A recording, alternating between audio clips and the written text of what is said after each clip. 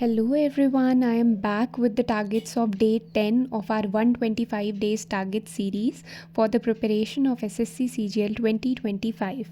Before moving further, let me remind you कि आप लोगों ने बोला था स्ट्रैटेजी वीडियोस लेकर आनी है हर सब्जेक्ट की। तो मैंने बोला था हर सैटरडे को अलग अलग सब्जेक्ट्स की स्ट्रैटेजी वीडियोस आएंगी। तो कल सबसे पहले मैथ्स की स्ट्रैटेजी मैं लेके आने वाली हूँ। वो जो स्ट्रैटेजी रहेगी उसको मैं 4 से 5 स्टेजेस में डिवाइड कर दूंगी। तो आप जिस भी स्टेज में हैं अपनी मैथ्स की प्रिपरेशन में, उसके अकॉर्डिंग अपनी तैयारी जारी रख सकते हैं। This video will be helpful for both repeaters as well as the beginners. और इसी वीडियो ने, इसी स्ट्रैटेजी ने मुझे भी मदद की है और वही चीज़ आई एम श्योर आप लोग को भी मदद ज़रूर करेगी। चलिए फिर अब आगे बढ़ जाते हैं और डे 10 के टारगेट्स यानी कल के लिए जो टारगेट्स रहने वाले हैं उनको डिस्कस करने से पहले आई होप आप सभी लोगों ने डे 9 के टारगेट्स अच्छे से कंप्लीट कर लिए होंगे। जिन्होंने नहीं किए हैं वो आज रात 12 बजे से पहले पहले ज़रूर कर लेना, और जिन लोगों ने कर लिए हैं वो लोग come to the KBC round यानी कि किसकी बनी कंसिस्टेंसी राउंड, जिसमें आपसे 2 सवाल डेली पूछे जाते हैं जो कि आपके डे 9 के टारगेट से रिलेटेड होंगे। और वो जो क्वेश्चंस है वो SSC ने अपने प्रीवियस ईयर में पूछे हुए हैं, तो बहुत ज़्यादा इंपॉर्टेंट है। Question number 1 of the KBC round ये रहा आपकी स्क्रीन पे। Who decides the disputes regarding the disqualification of members of parliament?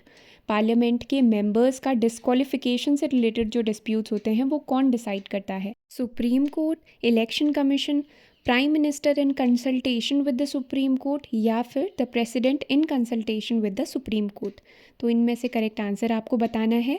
Question number 2 of the KBC round ये रहा आपकी स्क्रीन पे। The Speaker of the Lok Sabha can resign his office by addressing his resignation to, यानी कि जो speaker है लोकसभा का उसे अगर रेजिग्नेशन देना हो तो वो अपना रेजिग्नेशन किसको एड्रेस करता है? President, chief justice of India, deputy speaker of Lok Sabha, या फिर प्राइम मिनिस्टर। तो इन क्वेश्चंस के आंसर फटाफट से आप लोग कमेंट कर दीजिए। और अब हम बढ़ते हैं आगे और देख लेते हैं अपने डे 10 यानी कि कल के टारगेट्स।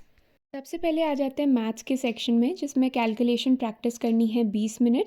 और कहाँ से करनी है? अलग अलग एप्लीकेशन से मैं बता चुकी हूँ। टेक्स्ट बुक का आप ले सकते हैं, RBE या SSC बाबा, कुछ भी आप ले सकते हैं, या फिर खुद से ही आप कैलकुलेशन प्रैक्टिस कर सकते हैं।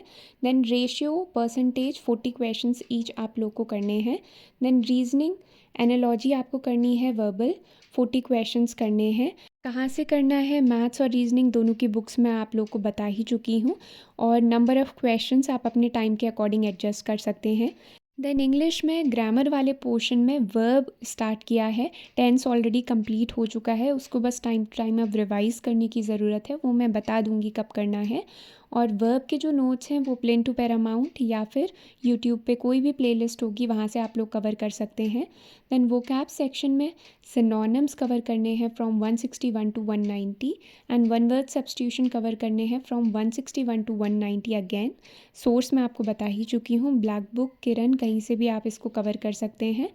उसके बाद जनरल अवेयरनेस वाले सेक्शन में हम पॉलिटी कर रहे थे, कल पार्लियामेंट हमने किया था। अब हमें जुडिशरी कवर करना है।